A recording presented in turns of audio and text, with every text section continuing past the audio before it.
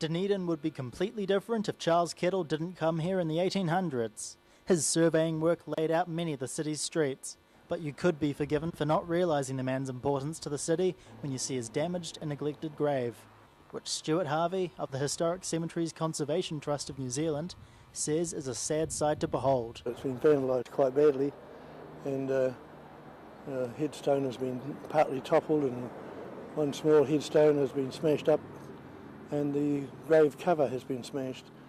So it's all in a pretty sad state, really. In a few months, his grave will be completely repaired, and that's because of the fundraising efforts of students and staff at the University of Otago's Surveying School.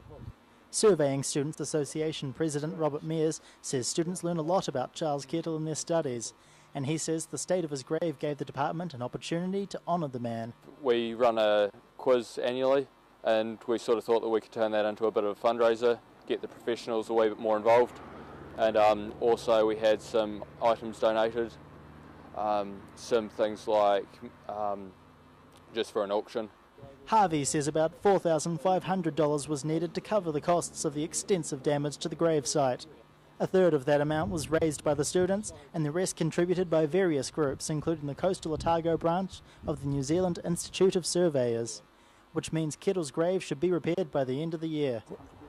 Yeah, we were very pleased to get the support of some part of the community in this conservation field is very good. And these students, of course, have got a connection with Kettle, who was the original surveyor for the Dunedin city.